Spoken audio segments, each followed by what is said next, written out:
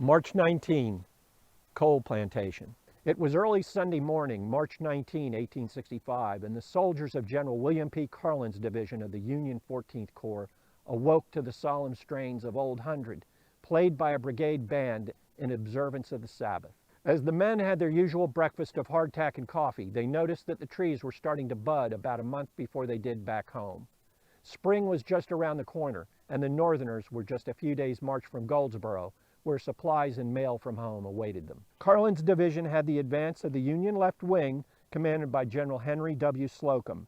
As the long blue column marched eastward on the Goldsboro Road, Union foraging parties sent back word that the rebels don't drive worth a damn, a phrase that had not been used since the Atlanta campaign of 1864.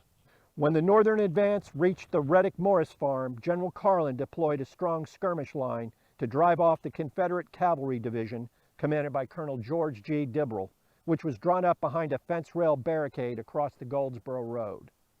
Carlin's skirmishers pushed back Dibrell's cavalry to the Willis Cole Plantation, where we are now standing, and the Southern horsemen vanished into a belt of woods along the eastern edge of the coal field.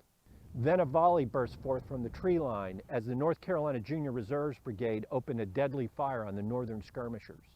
The Junior Reserves were attached to General Robert F. Hoke's division, which blocked the Goldsboro Road and stopped the Union advance in its tracks. On the right, the Army of Tennessee contingent was marching into position at right angles to Hoke's line in preparation for an assault on the Union column marching up the Goldsboro Road. General Carlin deployed all three of his brigades in an effort to drive off the Confederates, but the Gray and Butternut line refused to budge. Union left-wing Commander Slocum ordered Carlin to outflank the Confederate force. Carlin launched his probing attack around noon.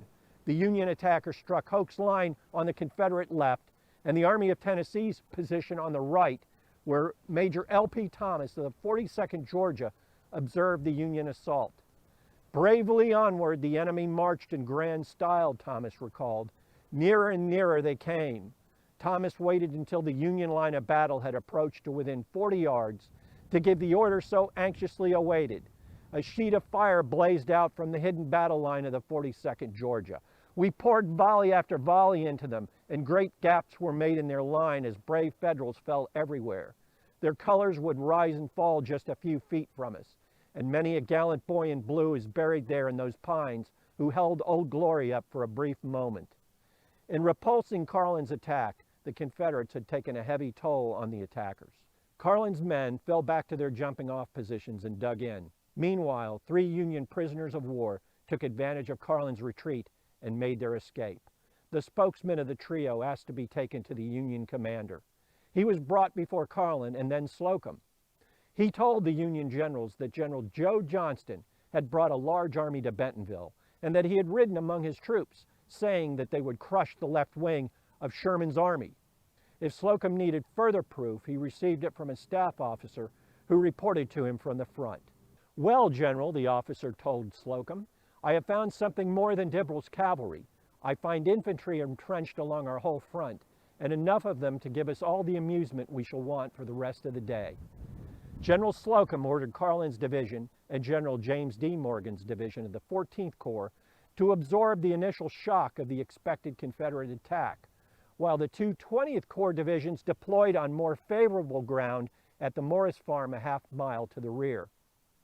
Slocum also sent word to General Sherman of his desperate situation and requested support from the Union right wing. General Johnston launched his attack at 2:45 p.m. on March 19. Led by General William J. Hardee, the Army of Tennessee and General William B. Tolliver's division of Hardee's Corps advanced against the left half of Carlin's division, which was dug in along the lip of a ravine. The Southerners soon outflanked Carlin's position and drove the Union soldiers through a swamp in their rear. "We stood as long as man can stand," wrote Lieutenant Charles S. Brown of the 21st Michigan, "and when that was no longer a possibility, we run like the deuce." Most of Carlin's troops north of the Goldsboro Road fell back to the John Harper farm a mile to the rear. With Carlin out of the way, the Confederates converged on Morgan's division, which was dug in south of the Goldsboro Road. Isolated from the rest of the Union left wing, General Morgan's 3 brigades would have to stand or fall on their own.